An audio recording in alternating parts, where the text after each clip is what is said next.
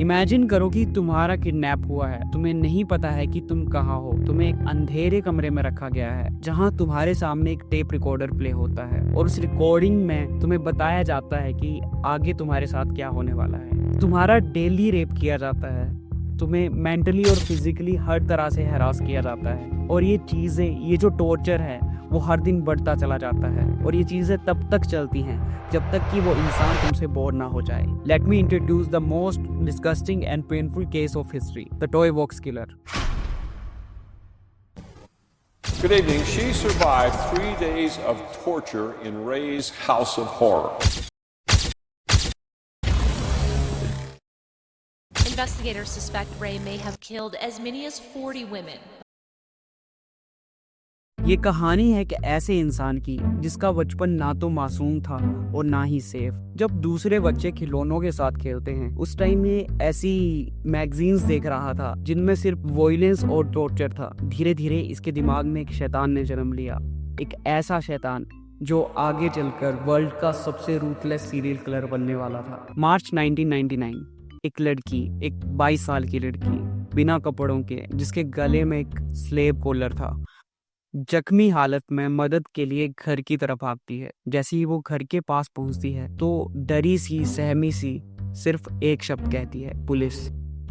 सवाल ये है कि ये लड़की कौन थी, ये किससे भाग रही थी और आखिर इसके साथ हुआ क्या था। ये है न्यू मैक्सिको का डेविड रे पार्कर।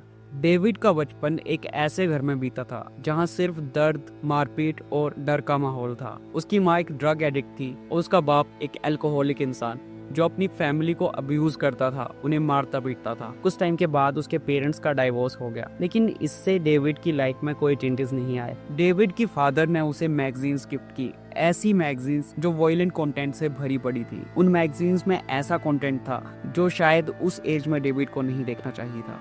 धीरे धीरे डेविड के दिमाग में वो डार्क साइड बन गई। डेविड की स्कूल लाइफ भी कुछ खास नहीं थी। उसके क्लासमेट उसे बुली करते थे, जिससे उसके अंदर का गुस्सा और ट्रॉमा और ज्यादा बढ़ गया। अपने दर्द को भुलाने के लिए डेविड धीरे धीरे अल्कोहल, ड्रग्स और डिस्टर्बिंग फोर्नोग्राफी के एक नशे में डूबता चला गया। 14 साल की उम्र में उसकी बहन पैगी ने उसके ये सीक्रेट्स देख लिए, लेकिन उसने इन्हें सालों तक राज बना के रखा। डेविड रे पार्कर को देखकर ये कोई नहीं कह सकता था कि वो अंदर से एक मॉन्स्टर है। लोग उसे एक टैलेंटेड मैकेनिक के रूप में जानते थे, हमेशा हंसते रहने वाला एक हेल्पफुल इंसान। लेकिन सच्चाई कुछ और थी। एलिफेंट ब्यूट नाम का एक छोटा सा टाउन जहां मोस्टली ड्रग एडिक्ट और सेक्स वर्कर रहते थे, ऐसे लोग जिनके बारे में पूछने वाला कोई नहीं था, वहां उसने अपनी इविल दुनिया का बेस बनाया। वहां उसकी मुलाकात हुई सिंडी से, एक लड़की जो अपने ट्रबल्स में फंसी हुई थी। उनका मिलना कोई कोइंसिडेंस नहीं था, ये शुरुआत की एक डेडली पार्टनरशिप थी। 19 मार्च 1999, सिंथिया विगिल जो सिर्फ 22 साल की थी, वो एक पार्किंग लॉट में हुकअप कर रही थी। तभी उसके पास एक आदमी आता है जो खुद को एक अंडरकवर को बताता है और वो उससे कहता है कि तुम्हें सेक्स वर्क के लिए गिरफ्तार किया जाता है। सिंथिया बिना कुछ सोचे उसकी बात मान लेती है। वो उसे गाड़ी में बैठने के लिए कहता है, लेकिन उसे क्या पता था कि जिस गाड़ी में वो बैठी है वो सिर्फ जेल की तरफ नहीं, मौत की ओर बढ़ रही थी। वो आदमी था डेविड पार्कर रे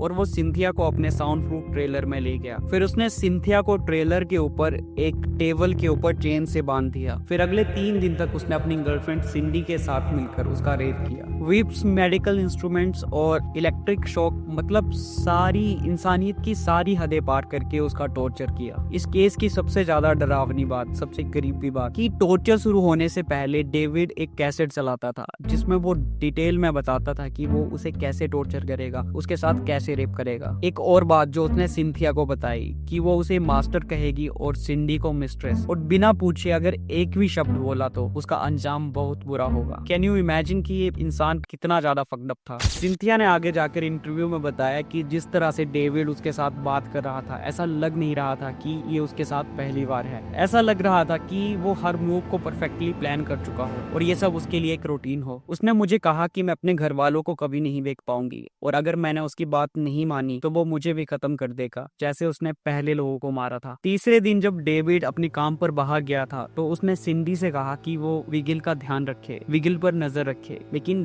सिंडी से एक गलती हो गई। उसने विगिल के रेस्टोरेंट्स की चाबियां वहीं रख दी थी जहां विगिल को चेन से बांध कर रखा था। विगिल ने अपनी सांसें रोकी और चाबियों की तरफ झपटी। उसने खुद को चेन से फ्री कर लिया, लेकिन तभी वहां पर सिंडी वापस आ गई। उसने विगिल को रोकने की कोशिश की और उन दोनों के बीच एक लड़ाई शुरू हो गई। विगिल ने एक आइस पिक उठाई और बिना कुछ सोचे सिंडी पर वार कर दिया। ये पल विगिल के लिए जिंदगी और मौत के बीच की लड़ाई थी, जिसमें उसने हर हद पार करके जिंदगी का रास्ता चुना। वो वहां से बिना कपड़ों के भाग गई। उसके गले में सिर्फ एक स्लेव कॉलर थी। डर से उसकी सांसें तेज हो रही थी, पैरों से खून बह रहा था और लड़खड़ाते हुए वो एक घर के पास पहुंची। उसने उस घर का दरवाजा नॉक किया और वहीं गिर गई। घर के मालिक ने उसे जैसे ही देखा वो तुरंत उसे अंदर ले आया और पुलिस को कॉल कर दी। जैसे ही पुलिस वहां पहुंची और उसने वो मामला देखा तो सच्चाई सामने आने में ज्यादा टाइम नहीं लगा। पुलिस ने डेविड रे पार्कर और सिंडी को तुरंत गिरफ्तार कर लिया, लेकिन ये सिर्फ एक शुरुआत थी। जो सच बाद में सामने आया वो दुनिया के होश उड़ाने वाला था। डेविड रे पार्कर के ट्रेलर के अंदर जो राज थे वो इंसानियत को शर्मिंदा करने वाले थे। डेविड पार्कर रे का जो ट्रेलर था, जिसे वो टॉय बॉक्स कहता था, जब पुलिस वहां पहुंची तो उन्होंने देखा कि टेबल के बीच में गायनोकोलॉजिस्ट टाइप टेबल था,